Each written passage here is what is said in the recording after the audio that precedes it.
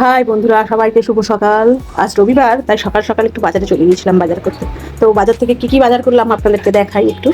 তো এখানেই নিয়েছি প্রথমে চিংড়ি মাছ। চিংড়ি মাছটা আমাদের এখানে 400 টাকা কিলো। আর এখানে নিয়েছি কাতলা মাছ। কাতলা মাছটা খুব ভালো পেয়েছি। তো আমাদের এখানে কাতলা মাছটা 350 টাকা কিলো নিয়েছে। তো আমি কাতলা মাছের সবটা পেটিটাই নিয়েছি, কারণ আমার ছেলেরা পেটিটাই বেশি ভালোবাসে খেতে। তো এখানেও নিয়েছি একটু কাতলা মাছের মুড়ো। কাতলা মাছের মুড়োটা 100 টাকা কিলো নিয়েছে। এখানে এই যে একটু এঁচড় নিয়েছি। এঁচড়টা নিয়েছি, এই যে এঁচড় চিংড়ি রান্না করব। এখন এঁচড় নেওয়ার একটা খুব সুবিধা, কারণ এঁচড়টা ওনারাই কেটে দেয় ভালো করে, খুব সুন্দর সাইজ করে কেটে দিয়েছে দেখো। কারণ এঁচড় কাটার একটা প্রচুর ঝামেলা। এঁচড়টা আমার কাছ থেকে নিয়েছে 60 টাকা কিলো। তার সঙ্গে নিয়েছি এই যে, এটা প্রচুর ভালো লাগে বেগুন দিয়ে ভাত রান্না করলে পারে। তো এটা সবসময় পাওয়া যায় না বাজারে। আমি আজকে দেখতে পেলাম, যেহেতু মাছটা নিয়েছি তাই মাছের সঙ্গে এটা দেখতে পেলাম, নিয়ে আসলাম।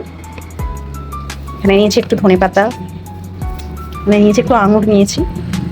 তো আঙুরটা দেখুন, আঙুরের সাইজটা দেখুন কত সুন্দর বড় বড়।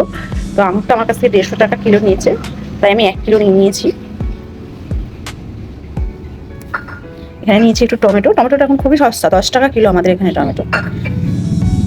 এখানে একটু করলা নিয়েছি, বেগুন, কুমড়ো নিয়েছি। বেগুনটা 40 টাকা কিলো, কুমড়োটাও 40 টাকা কিলো। ওখানে একটু আম নিয়েছি, আমটার এখন একটু দাম।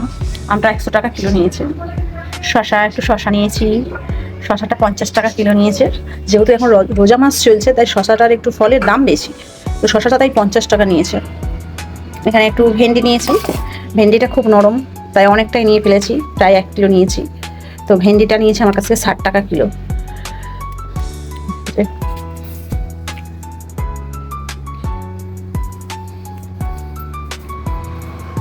তো আপনাদের ওখানে কাদের ওখানে কোনটা কত দাম অবশ্যই কমেন্টে জানাবেন। আমাদের এখানে দাম বেশি নিল না, আপনাদের ওখানে দাম কম, অবশ্যই কমেন্টে জানাবেন। আর এই যে নিয়েছি একটু সজনা ডাঁটা।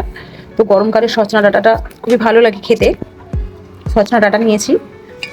তো আজ রান্না করবো সজনা ডাঁটা দিয়ে, মাছ দিয়ে, কাতলা মাছ দিয়ে ঝোল। সজনা ডাঁটা, বেগুন, আলু, কাতলা মাছ দিয়ে ঝোল হবে। আর এই যে চিংড়ি হবে। কাতলা মাছটা আমি একটু বেশি করে নিয়েছি, আমি একদিন একটু দই কাতলা বানাবো। তো দই কাতলার রেসিপিটা অবশ্যই আপনাদেরকে দেবো, আমি কীভাবে বানাই। মাছগুলো খুব টাটকা। আমি রবিবার বাজারে যাই, কারণ রবিবার দিনকে না আমাদের ওখানে খুব ভালো ভালো জিনিস পাওয়া যায় বাজারে, মানে সব কিছু খুব টাটকা পাওয়া যায়, কারণ রবিবারটা ছুটির বাজার, তো তাই।